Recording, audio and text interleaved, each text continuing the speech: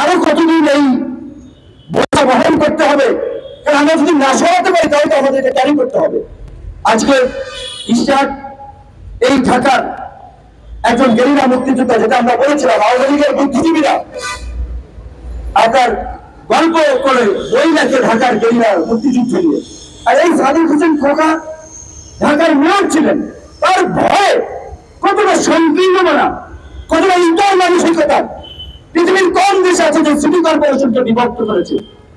এই ইতর আওয়ামী লীগ নিজেদের ক্ষমতার আধিপত্য কায়েম করার জন্য, ঢাকাকে দখল করার জন্য ঢাকা সিটি কর্পোরেশনকে ভাগ করেছিল উত্তর এবং দক্ষিণে। কারণ বুঝতে পেরেছিল এই ইতরদেরকে মানুষ ভোট দিবে না। সাদেক হোসেন কোকা বঙ্গবন্ধুর কন্যা আওয়ামী লীগের প্রধানমন্ত্রী শেখ হাসিনাকে ভোটে হারিয়েছিলেন, কাজে তার সাথে তো অন্য কেউ জিততে পারবে না। তখন এই সিটি কর্পোরেশনকে ভেঙেছিল।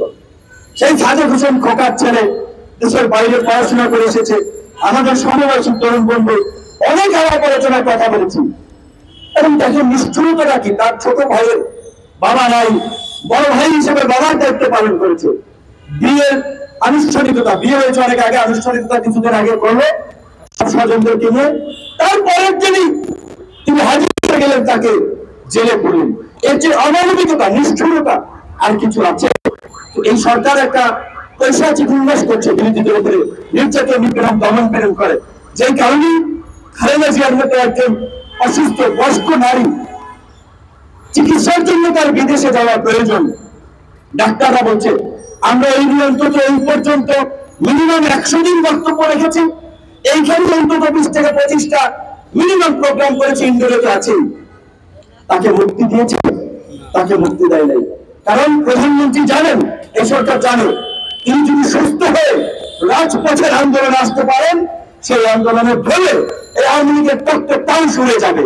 সেই কারণে তাকে মুক্তি দেওয়া হচ্ছে না। আমরা বিএনপির লোক না, আমরা বিএনপি করি না, তারপরেও আমরা বলছি যে সাবেক একজন প্রধানমন্ত্রী, মুক্তিযোদ্ধার স্ত্রী, তার উপরে যে অন্যায় এবং অবিচার করা হচ্ছে, এই অন্যায় এবং অবিচারের প্রতিবাদ যদি আমরা না করি, কালকে আমার ভাই আসাদের উপরে আসবে, পরশুদিন আমার উপরে আসবে।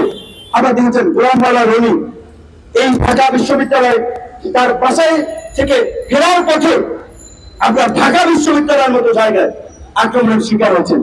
ছাত্র দলের সাবেক সভাপতি এই শিল্পকলাতে হামলার শিকার হয়েছেন। এতে গোয়েন্দা সংস্থাগুলো করাচ্ছে। এই আজিজুমান বেনজিরদের মতো কুলাঙ্গার যারা এই গোয়েন্দা সংস্থান এজেন্সিগুলো পরিচালনা করছে, দায়িত্ব আছে, এই শয়তানগুলো এই বিরোধী দলের নেতা কর্মীদের মনে ভয় ঢুকাতে এই হামলাগুলো করাচ্ছে, যাতে বিরোধী দলের নেতা কর্মীরা কথাবার্তা কম বলে, মানুষকে উত্তেজিত কম করে, আন্দোলনমুখী কম থাকে। আমার গলা একটা রশি পড়িয়ে দিয়েছে। আপনারা জানেন, একটা বক্তব্য